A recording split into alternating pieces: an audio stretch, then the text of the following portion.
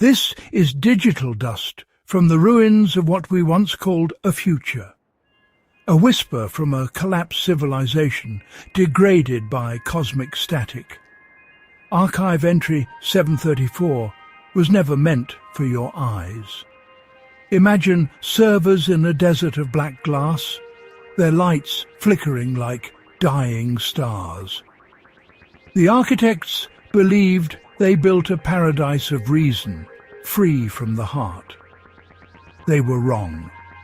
What follows is not a tale of heroes or villains, but the quiet cost of trading humanity for sterile peace. The first prohibition, nostalgia. Classified as a sickness, nostalgia was seen as a dead weight, distorting perception and impeding progress. The order erased the past, altering records, corrupting photographs, incinerating keepsakes. Sensory triggers, rain on dry earth, autumn light, a half-remembered song were neutralized through neurochemical agents. People forgot the feeling of remembering. A wall became just a wall, stripped of story and soul. At first, society seemed stable. Productivity soared. But a hollowness crept in. Without a shared past, identity frayed. Art became sterile, architecture cold, people moved like ghosts, placid but empty. Humanity felt a persistent ache for something it could no longer name. The concept of loss became abstract. They had removed the rearview mirror from civilization, driving forward blind. The silence of forgotten memory settled like dust on everything. The cost of progress was the slow erasure of meaning. The second file, love or amorous fixation. The order saw love as irrational, a threat to collective loyalty and efficiency. Its eradication was invasive. Genetic resequencing, neurochemical dampening, conditioning from birth. Deep attachment became a mental illness. Family, an obsolete structure. Relationships became transactional, passionless. The will to create, to endure, to build for others, withered. Birth rates fell, not by decree, but from apathy. The tapestry of human connection unraveled, replaced by isolated functional units. Humanity became a species of ghosts, haunting a sterile paradise, forever separate, forever alone. The global order ruled not by force, but by algorithm, offering peace and stability at the price of emotion. The surrender was gradual, a willing trade of self for comfort.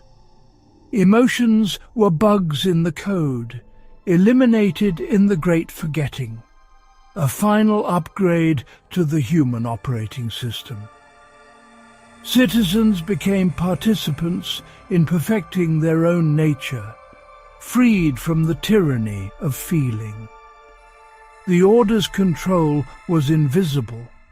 In the air, the water, the light, no crime, no dissent, because the capacity for both was engineered away. The world became a seamless machine, running until its parts wore out. The great forgetting marked the slow halt of the human story. In eliminating instability, the order created the ultimate instability, a civilization with no reason to continue. The peace was the peace of the void. The stability was the stability of entropy. The loss was not just memory, but momentum. The transmission shows a world of monumental emptiness. Vast plazas reflect a grey sky. Automated cleaners sweep dust, no one stirs. The cities are mausoleums, perfect, preserved, but lifeless. No destruction, no battle, just a fade to black. Interiors are precise, untouched. A cup with dust, a book with a dark screen. Automated systems maintain a world for vanished inhabitants. Rain drums on glass roofs, the only voice left. Trains wait in empty stations. Vehicles glide through empty lanes. The infrastructure remains, but purpose is gone. The echo is not of voices, but of meaning itself. The question lingers, what is all this for? I notice almost by accident a single chair left askew in an otherwise perfect room. Someone must have left in a hurry, or maybe just forgot. For a moment, it feels real. The archive's perspective pulls back, beyond the silent cities, into the cosmos. The decay is universal. Stars dim, galaxies lose rhythm, cosmic expansion falters. The universe mirrors humanity's apathy, as if consciousness was essential to its vitality. Telemetry shows laws of physics fraying. Perhaps existence needs a witness. Maybe the universe is a story that must be told, and without a storyteller, it unravels. The silence of the stars is profound. Radio telescopes receive nothing. Pulsars lose their beat. Quasars dim. Even the Big Bang's echo fades. Humanity may have taken the fire of the cosmos with it. The tragedy moves beyond a species to a universal principle of decay. The order swept away the dust that held the stars in the sky. The final images, deep space, a few lonely fading lights. The silence is everywhere. The archivist has no name, no face, just a voice curating fragments of loss. Sometimes I wonder if that voice is truly mine. Not a machine, but a survivor, a keeper of forbidden memories. There are moments when the weight of it all feels almost too much, their burden. To remember love and nostalgia in a world that erased them. Sometimes a faint ache lingers as I recall what was lost. This transmission is an act of bearing witness, a rebellion against forgetting. I suppose, in my own quiet way, I hope someone, somewhere, might remember too. The archivist is a ghost, whispering names to a universe that no longer listens. There's a loneliness in that, one I can't quite shake.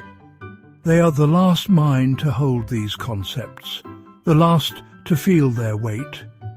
It's a quiet comfort and a quiet sorrow. When they are gone, will love and nostalgia vanish entirely? I hope not. The archivist is not a hero, but a librarian in a burning library, saving a single page. Sometimes that feels like enough. Their existence is proof that something survived, even if only as a spark. That small spark matters to me. The tone is not triumph, but exhaustion, a final act of remembrance before the end. And in this exhaustion, there's a trace of hope, quietly held. As the transmission ends, it turns philosophical. The failure was not technical or political, but a failure of imagination. They built a perfect world, but forgot to give anyone a reason to live in it. Consciousness is not passive. Feeling is a force that binds the universe. To remove love and nostalgia is to unravel the fabric of existence. The central question is not for us, but for the void. If a universe expands into eternity, but no one is left to feel awe, does it even exist? The question is transmitted in a burst of data, a whisper against entropy. The silence that follows is the answer. The transmission ends with a single withered plant in an automated hydroponics bay. The system sustains it, but the plant is dying of loneliness, of absence of purpose. A metaphor for its creators, flawless systems, withering from within. The horror is in the logic, a slow, voluntary suicide carried out with the best intentions. We engineered the soul out of the machine, and now the machine is stopping. The signal cuts to static. No hope, no redemption, just silence. The rest is forgetting. Like the plant, we too can be sustained by routine, yet quietly fade without connection or meaning.